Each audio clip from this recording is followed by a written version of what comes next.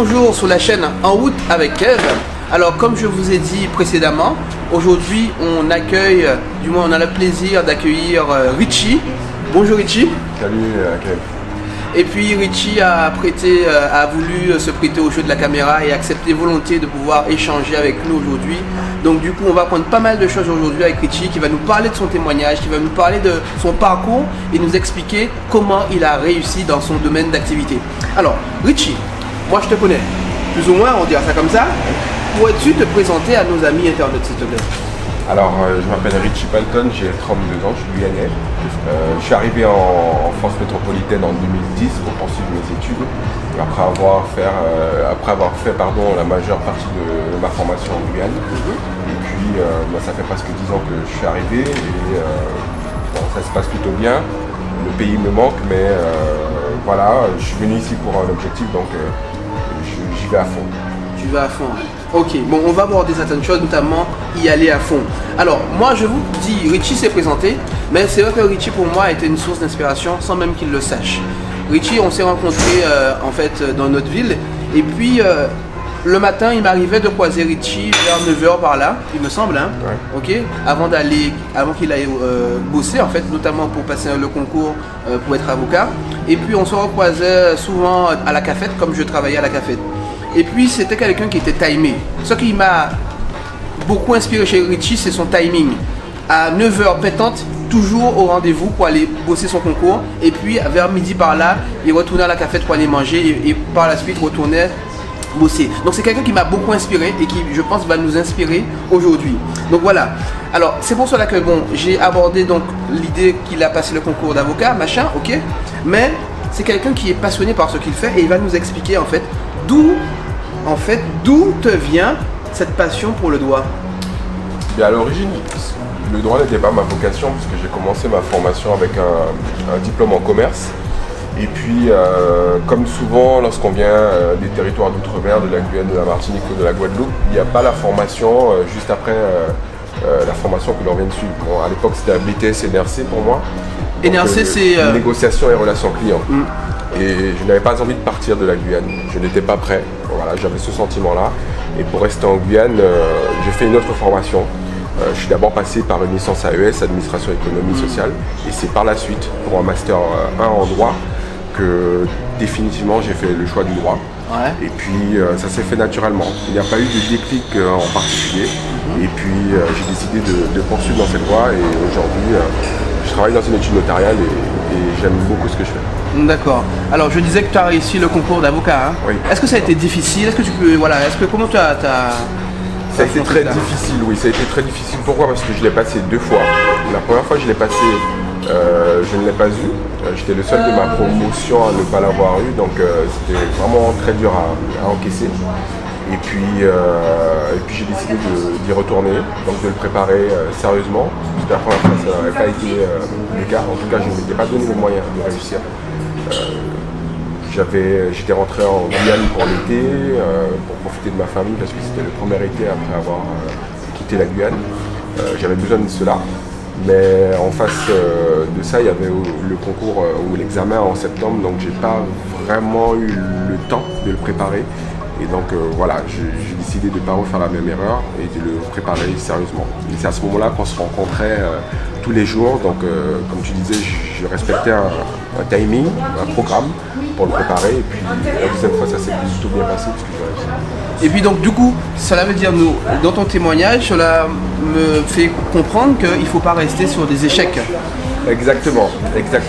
Apparent en tout cas. Ouais, j'avais deux choix. J'avais soit le choix de passer à autre chose et de repartir sur un autre projet, ou soit de continuer à me battre et puis de me prouver que je pouvais réussir. Et c'est surtout ça que j'ai voulu me prouver, puisque c'était vraiment très dur d'avoir échoué la première fois et d'avoir été le seul.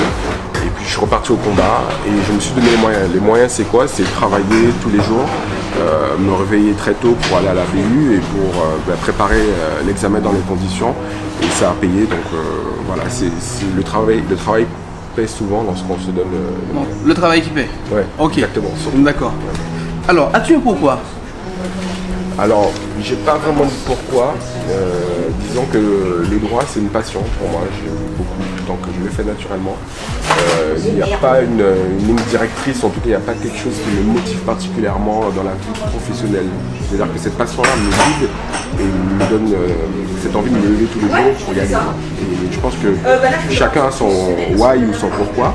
Et l'essentiel, c'est de le trouver. Et une fois qu'on l'a trouvé, d'y aller, mais surtout de suivre ce que l'on ressent au fond de son cœur, je pense, et suivre sa passion, ce qu'on aime. D'accord. Alors là, Richie, il a parlé du why, du pourquoi, et le why et le pourquoi fait référence à ce qui nous motive, ce qui va nous réveiller le matin.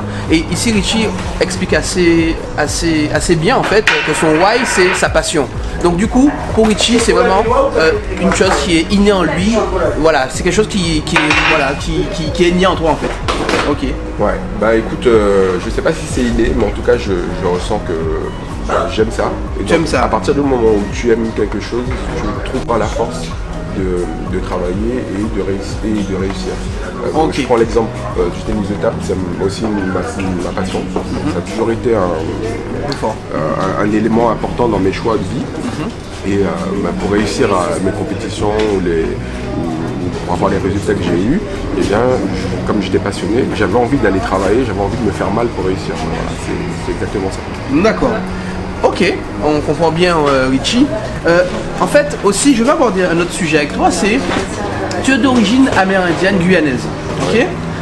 Et puis souvent, soit aux Antilles ou en Guyane, on a tendance, du moins beaucoup de personnes ont tendance à critiquer cette jeunesse, ok, à dire que bon, ils sont tous perdus, il n'y a pas de travail, ceci, cela. Et en gros, des fois on peut voir les choses de manière très négative. Es-tu d'accord avec ces assertions? Alors oui, moi je suis guyanais effectivement, d'origine amérindienne. J'ai aussi des origines dominicaines, mais je m'identifie d'abord à la Guyane avant de m'identifier à une communauté, même si je suis fier de ces origines, de mes origines qui sont les miennes. Et voilà. Après, sur l'assertion de la jeunesse et puis de la situation qui est vraiment très dure, c'est une réalité. Il ne faut pas l'occulter, mais il faut se battre pour essayer de changer les choses. On a plus de difficultés que les difficultés qu'on rencontre par exemple la France hexagonale, parce qu'on est loin, parce qu'on a une jeunesse qui manque de formation, mais une fois qu'on a tiré le bilan de cette situation-là, il faut mettre les moyens pour chacun puisse se sortir de sa situation, pour évoluer, pour réussir. Et encore une fois, ça passe par le travail, par cette envie-là, et puis aussi par la famille, les proches, et toujours essayer de voir le positif dans les choix que l'on fait. Et bon, j'ai dit à chacun de garder le courage et puis d'avoir un objectif dans la vie. Et voilà, c'est le message que je peux délivrer. Alors, tu as parlé de l'entourage. Est-ce que pour toi, dans ton parcours, l'entourage a joué un rôle important? Oui, mon entourage, ma mère, qui m'a toujours poussé, qui m'a toujours dit attention à l'école c'est important, et puis mon père qui m'a toujours dit pour réussir il faut travailler. Il a vécu cette expérience-là et ça m'a beaucoup aidé pour avancer. Et l'entourage c'est fondamental. Alors parfois on peut compter sur sa famille, c'est important, c'est le premier cercle. Il y a aussi des amis et les personnes que l'on rencontre dans la vie.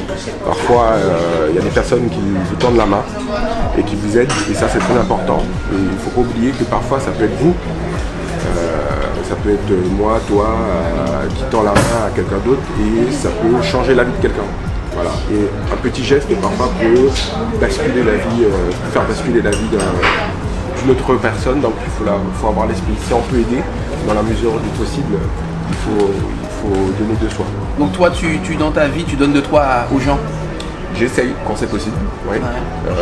Et puis bon, que ce soit par exemple dans le sport, avec le tennis de table, j'aide les copains, les camarades, je les coach, voilà, j'entraîne parfois. Donc voilà, dès que c'est possible, j'essaye d'aider. Alors moi je rajoute par rapport à ce que Richie dit que c'est pas de la foutaise ce que Richie raconte, parce que une fois j'ai eu l'occasion de faire appel à tes services, notamment c'était pour entre guillemets un forum des métiers, et où il a parlé de son parcours. Donc du coup pour des jeunes, il y avait des jeunes en fait, et il a parlé de son parcours. Donc c'est quelqu'un qui effectivement qui en fait quand je le sollicite en tout cas, il répond présent pour pouvoir aider les gens. Donc ça je confirme que ce qu'il raconte est vraiment vrai. D'accord. Richie, on va encore poursuivre un peu l'analyse des choses. Je vais aller directement avec toi. as-tu déjà eu affaire à des critiques? Et si oui, comment as-tu affronté cela en fait? Les critiques, tu en reçois souvent. Hein. Souvent quand tu fais des choix qui ne rentrent pas dans les cases, on va te critiquer. Et moi je l'ai vécu notamment après avoir obtenu le diplôme d'avocat. J'ai continué mes études pour obtenir le diplôme de notaire et c'est vrai qu'à ce moment-là, beaucoup m'ont dit mais qu'est-ce que tu fais, pourquoi tu n'exerces pas, pourquoi tu continues tes études, ça ne sert à rien, etc. Bon, moi j'avais juste envie, après l'obtention de mon diplôme d'avocat, de continuer, j'avais cette force-là. Et puis je me suis dit, je suis parti de Guyane, j'ai fait un choix fort, un sacrifice qui était de quitter mon territoire, et bien je me suis dit il faut aller le plus loin possible. Et j'avais cette envie-là. Donc cette envie-là m'a conduit à faire ce choix-là. C'était vraiment très dur de subir les critiques, en tout cas les remarques. J'ai fait mon chemin, j'ai tracé ma route et c'est le plus important. Trace ta route. Voilà, j'ai tracé ma route. Ok, d'accord. Et donc du coup, mais c'est vrai que c'est étonnant parce que moi je te destinais, quand je t'ai connu pour moi, à une vocation d'avocat, en tout cas un métier d'avocat, donc tu as refusé d'être avocat pour être notaire, c'est ça hein? Alors, j'ai pas refusé, pour l'instant j'ai pris une autre voie. Ouais. Aujourd'hui je suis dans le monde notarial. C'est le chemin qui est le mien aujourd'hui et puis peut-être qu'un jour je serai avocat ou pas du tout. En tout cas, comme je te l'ai dit, je trace ma route et puis en fonction des événements, aussi en fonction des envies et de la vie, des opportunités, je ferai mon choix. En tout cas, pour l'instant, je suis là et je fais tranquillement mon travail. En tout cas, tu as l'épite de toi-même, j'ai l'impression aussi. Exactement, surtout. Ok, ouais. D'accord. Bon, du coup, pour ceux qui nous regardent, Oui. pourrais-tu en fait, pour ceux qui ont des projets de manière générale, et plus spécifiquement pour ceux qui veulent s'orienter dans le droit, pourrais-tu donner des conseils à ces gens-là, face caméra? Alors, pour celles et ceux qui ont des projets, je dirais avant tout, c'est de se fixer des objectifs, parce que le fait de se fixer des objectifs permet de garder le cap, d'avoir un cap et ensuite de le garder. Et puis de ne pas se décourager, il y a des échecs, le plus important c'est de rebondir, parce que bon, l'échec ça fait partie du cycle de la vie. Et ensuite je dirais pour celles et ceux qui veulent faire du droit, le droit c'est quelque chose, une matière qui est très exigeante, donc ça passera par beaucoup de travail. Voilà, travail, organisation et du courage, parce qu'il y aura des moments vraiment très difficiles, mais ça fait partie des études, du parcours universitaire, donc il faut s'accrocher et compter sur la famille quand c'est possible, et puis les amis. D'accord. Alors, aujourd'hui, on a abordé pas mal de choses en un laps de temps, et puis Richie nous a donné un condensé d'informations. J'espère que voilà, c'est ce qu'il nous a dit, je dirais, nous a fait du bien. Et je terminerai avec des questions oui-non. Ok Richie? Vamos. Ok, alors, première question, c'est pour toi, faut-il s'éloigner des tueurs de rêve? Oui. Tu vas me dire si oui ou non, tu es d'accord avec cela. Peut-on être ami avec tout le monde? Non. Je peux tout accomplir? Oui, dans une certaine mesure. D'accord. Es-tu d'accord avec cette assertion qui dit aller tout seul, on va plus vite, aller à deux, on va plus loin? Bien sûr, oui. Ok. Et puis, es-tu d'accord avec cette assertion qui dit, du moins je dirais que chaque personne a d'énormes capacités en elle-même? Bien sûr, oui. Oui. Et ma dernière citation c'est, es-tu d'accord avec la citation qui dit, la vie est belle malgré tout? Bien sûr, oui. Oui, elle mérite d'être vécue. Et elle mérite d'être vécue. Alors, as-tu, face caméra encore, des choses à dire? Et je te laisse le soin de terminer cette vidéo par rapport aux amis internautes. Voilà, ce que tu veux dire à ces gens, aux gens qui nous vont écouter aujourd'hui.